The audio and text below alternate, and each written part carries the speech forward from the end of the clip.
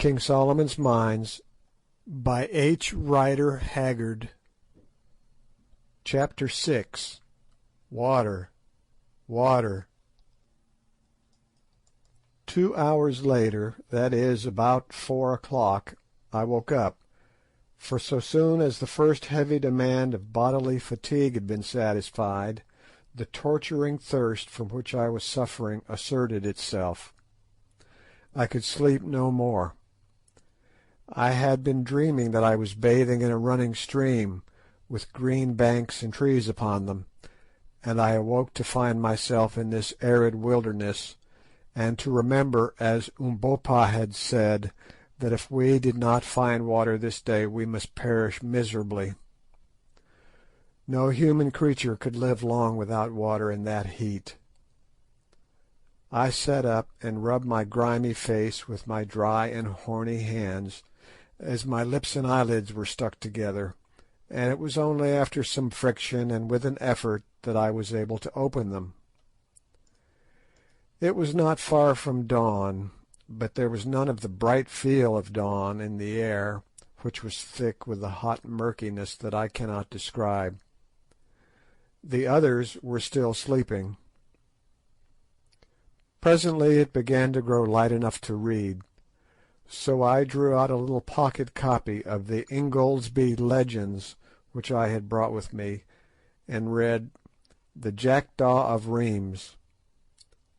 When I got to where "a nice little boy held a golden ewer, embossed and filled with water as pure as any that flows between Rheims and Namur," literally I smacked my cracking lips, or rather tried to smack them. The mere thought of that pure water made me mad. If the Cardinal had been there with his bell, book, and candle, I would have whipped in and drunk his water up. Yes, even if he had filled it already with the suds of soap worthy of washing the hands of the Pope, and I knew that the whole consecrated curse of the Catholic Church should fall upon me for so doing. I almost think that I must have been a little light-headed with thirst, weariness, and the want of food, for I fell to thinking how astonished the Cardinal and his nice little boy and the jackdaw would have looked to see a burnt-up, brown-eyed, grizzly-haired little elephant hunter suddenly bound between them, put his dirty face into the basin and swallow every drop of the precious water. The idea amused me so much that I laughed, or rather cackled, aloud, which woke the others, and they began to rub their dirty faces and drag their gummed-up lips and eyelids apart. As soon as we were all well awake, we began to discuss the situation, which was serious enough. Not a drop of water was left. We turned the bottles upside down and licked the tops, but it was a failure. They were dry as a bone. Good, who had charge of the flask of brandy, got it out and looked at it longingly, but Sir Henry promptly took it away from him, for to drink raw spirit would only have been to precipitate the end. "If we do not find water we shall die," he said. "If we can trust to the old Dom's map there should be some about," I said, but nobody seemed to derive much satisfaction from this remark. It was so evident that no great faith could be put in the map. Now it was gradually growing light, and as we sat staring blankly at each other, I observed the Hottentot Ventvögel rise and begin to walk about with his eyes on the ground. Presently he stopped short, and uttering a guttural exclamation, pointed to the earth. "What is it?" we exclaimed, and rising simultaneously, we went to where he was standing staring at the sand. "Well," I said, "it is fresh springbok spoor. What of it?" "Springboks do not go far from water," he answered in Dutch. "No," I answered, "I forgot, and thank God for it." This little discovery put new life into us, for it is wonderful when a man is in a desperate position how he catches at the slightest hope, and feels almost happy. On a dark night a single star is better than nothing. Meanwhile Ventvogel was lifting his snub nose and sniffing the hot air for all the world like an old impala ram who scents danger. Presently he spoke again. "I smell water," he said. Then we felt quite jubilant, for we knew what a wonderful instinct these wild-bred men possess. Just at that moment the sun came up gloriously, and revealed so grand a sight to our astonished eyes that for a moment or two we even forgot our thirst. There, not more than 40 or 50 miles from us, glittering like silver in the early rays of the morning sun, soared Sheba's breasts, and stretching away for hundreds of miles on either side of them ran the great Suliman Berg. Now that sitting here I attempt to describe the extraordinary grandeur and beauty of that sight, language seems to fail me. I am impotent even before its memory. Straight before us rose two enormous mountains, the likes of which are not, I believe, to be seen in Africa, if indeed there are any other such in the world, measuring each of them at least 15,000 feet in height, standing not more than a dozen miles apart, linked together by a precipitous cliff of rock, and towering in awful white solemnity straight into the sky. These mountains, placed thus, like the pillars of a gigantic gateway, are shaped after the fashion of a woman's breasts, and at times the mists and shadows beneath them take the form of a recumbent woman, veiled mysteriously in sleep. Their bases swell gently from the plain, looking at that distance perfectly round and smooth, and upon the top of each is a vast hillock covered with snow exactly corresponding to the nipple on the female breast. The stretch of cliff that connects them appears to be some thousands of feet in height, and perfectly precipitous, and on each flank of them, so far as the eye can reach, extend similar lines of cliff, broken only here and there by flat table-topped mountains, something like the world-famed one at Cape Town, a formation, by the way, that is very common in Africa. To describe the comprehensive grandeur of that view is beyond my powers. There was something so inexpressibly solemn and overpowering about those huge volcanoes, for doubtless they are extinct volcanoes, that it quite awed us.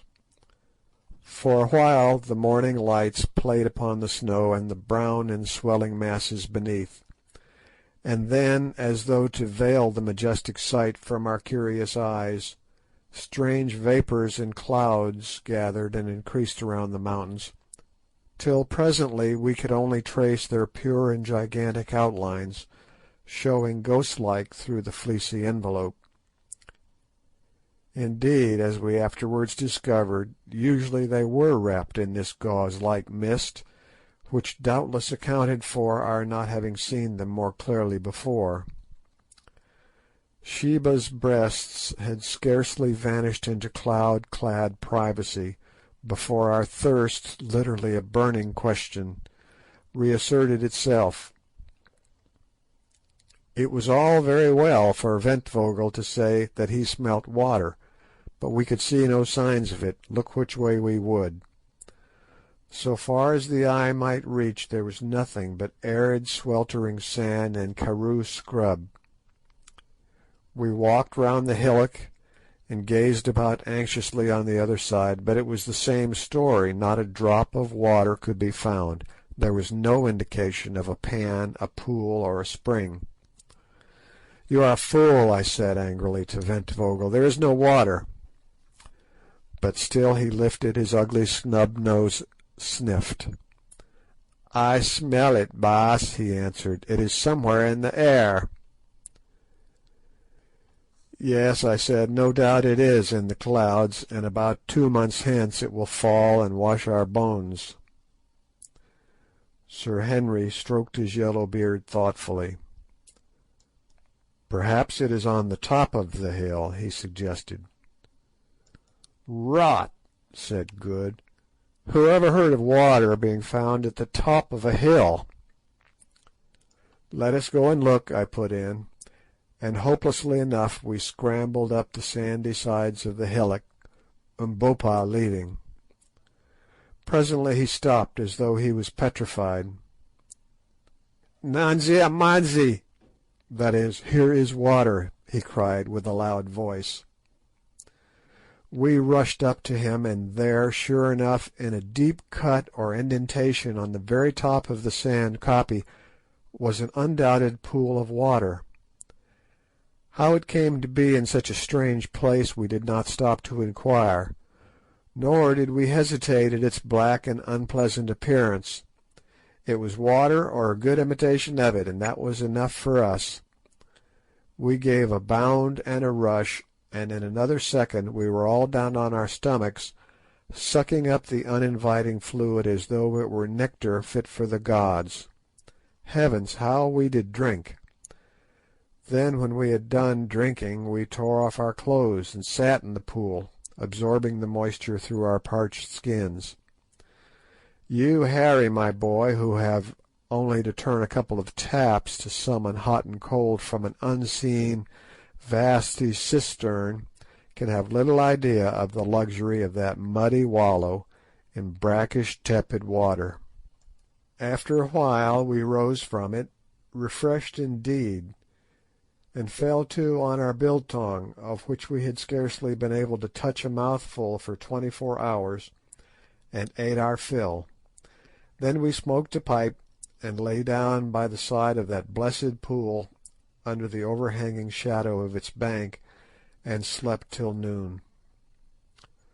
All that day we rested there by the water, thanking our stars that we had been lucky enough to find it, bad as it was, and not forgetting to render a due share of gratitude to the shade of the long-departed Da Silvestra, who had set its position down so accurately on the tail of his shirt. The wonderful thing to us was that the pan should have lasted so long, and the only way in which I can account for this is on the supposition that it is fed by some spring deep down in the sand. Having filled both ourselves and our water bottles as full as possible, in far better spirits we started off again with the moon. That night we covered nearly 25 miles, but needless to say found no more water, though we were lucky enough the following day to get a little shade behind some ant heaps. When the sun rose and for a while cleared away the mysterious mists, Sulimansberg, with the two majestic breasts, now only about 20 miles off, seemed to be towering right above us, and looked grander than ever.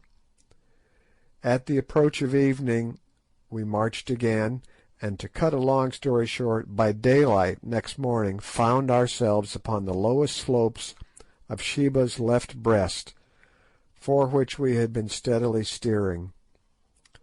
By this time our water was exhausted once more, and we were suffering severely from thirst, nor indeed could we see any chance of relieving it till we reached the snow line far, far above us.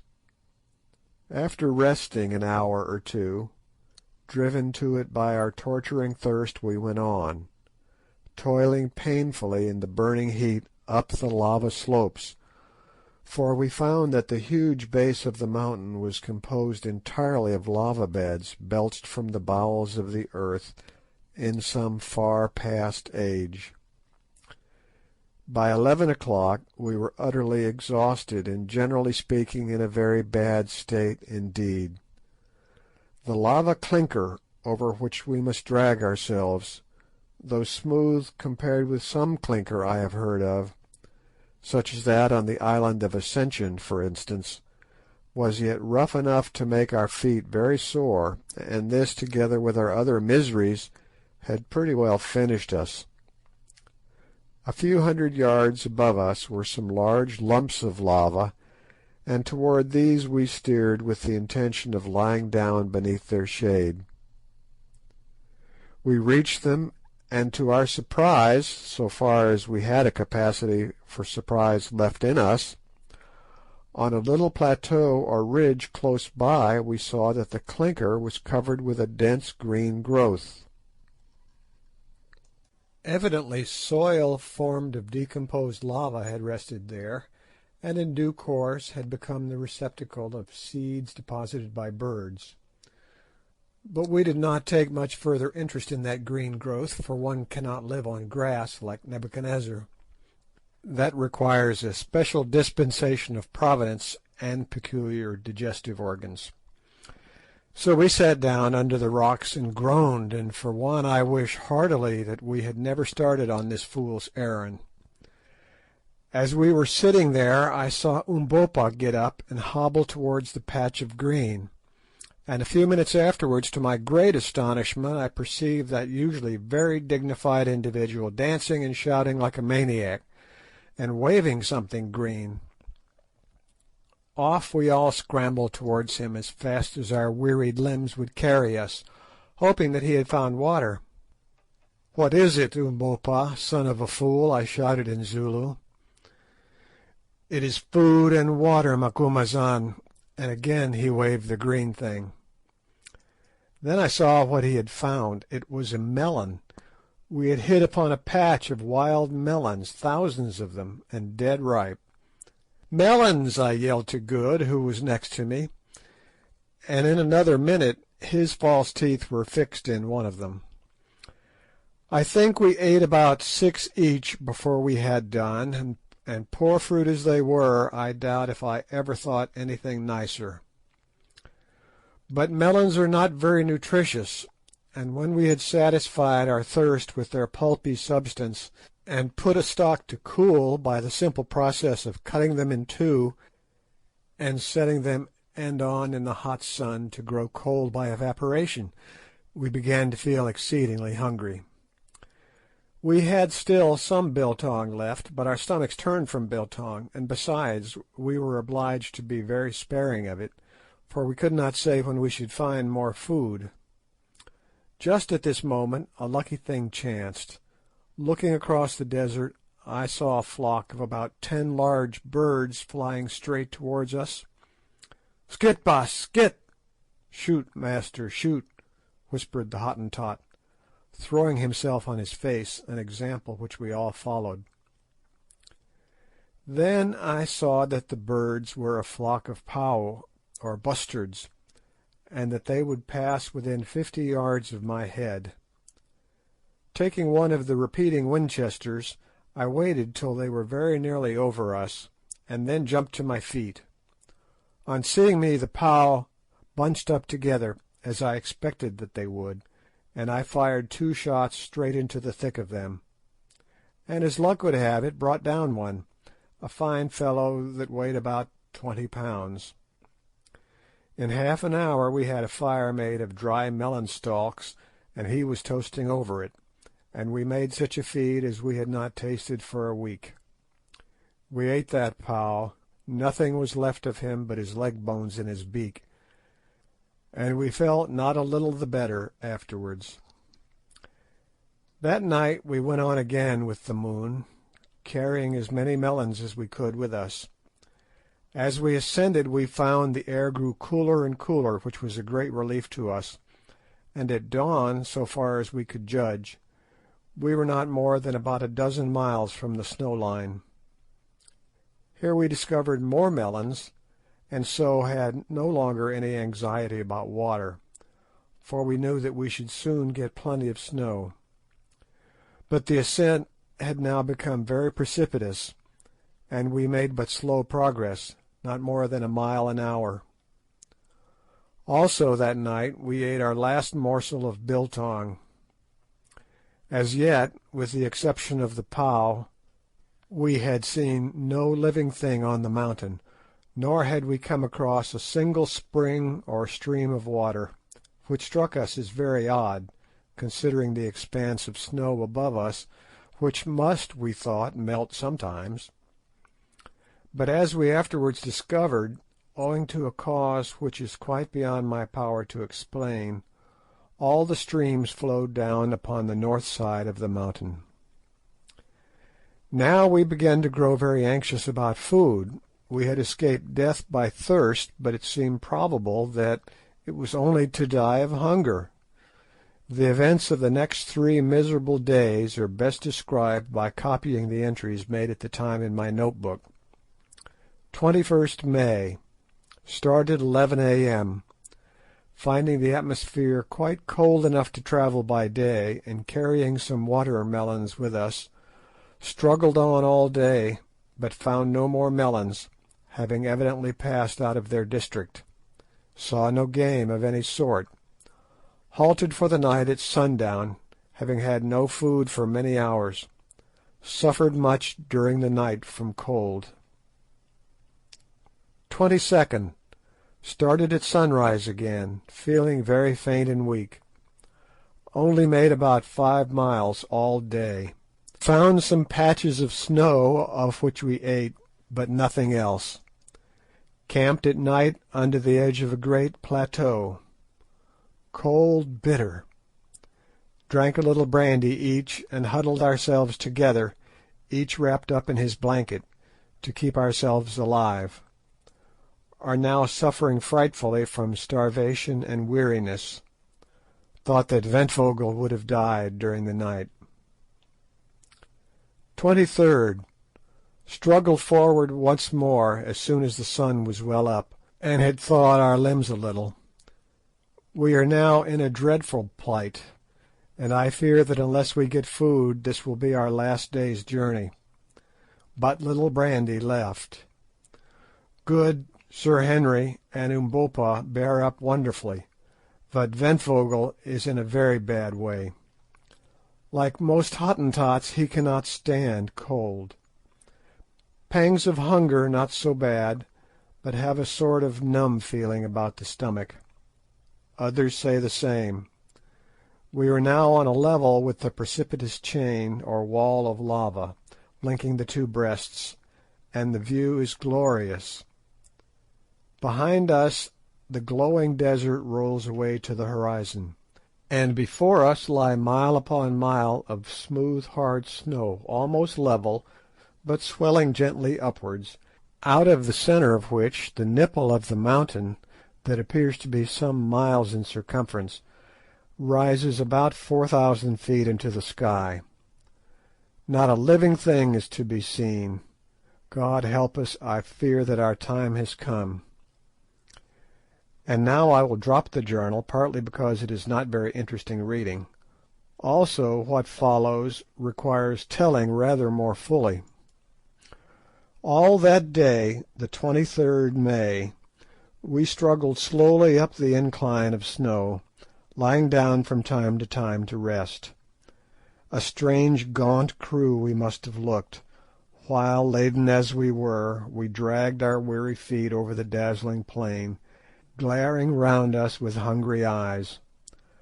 Not that there was much use in glaring, for we could see nothing to eat. We did not accomplish more than 7 miles that day. Just before sunset we found ourselves exactly under the nipple of Sheba's left breast, which towered thousands of feet into the air, a vast smooth hillock of frozen snow. Weak as we were, we could not but appreciate the wonderful scene, made even more splendid by the flying rays of light from the setting sun, which here and there stained the snow blood red, and crowned the great dome above us with a diadem of glory. "I say," gasped Good presently, "we ought to be somewhere near that cave the old gentleman wrote about." "Yes," said I, "if there is a cave." "Come, Quatermain," groaned Sir Henry, "don't talk like that. I have every faith in the Dom. Remember the water. We shall find the place soon." "If we don't find it before dark we are dead men. That is all about it," was my consolatory reply. For the next 10 minutes we trudged in silence, when suddenly Umbopa, who was marching along beside me, wrapped in his blanket, and with a leather belt strapped so tightly round his stomach to make his hunger small, as he said, that his waist looked like a girl's, caught me by the arm. "Look," he said, pointing towards the springing slope of the nipple. I followed his glance, and some 200 yards from us perceived what appeared to be a hole in the snow. "It is the cave," said Umbopa. We made the best of our way to the spot, and found sure enough that the hole was the mouth of a cavern, no doubt the same as that of which da Silvestra wrote. We were not too soon, for just as we reached shelter the sun went down with startling rapidity, leaving the world nearly dark, for in these latitudes there is but little twilight. So we crept into the cave, which did not appear to be very big, and huddling ourselves together for warmth, swallowed what remained of our brandy, barely a mouthful each, and tried to forget our miseries in sleep. But the cold was too intense to allow us to do so, for I am convinced that at this great altitude the thermometer cannot have marked less than 14 or 15 degrees below freezing point. What such a temperature meant to us, enervated as we were by hardship, want of food, and the great heat of the desert, the reader may imagine better than I can describe. Suffice it to say that it was something as near death from exposure as I have ever felt. There we sat hour after hour through the still and bitter night, feeling the frost wander round and nip us now in the finger, now in the foot, now in the face. In vain we did huddle up closer and closer. There was no warmth in our miserable starved carcasses.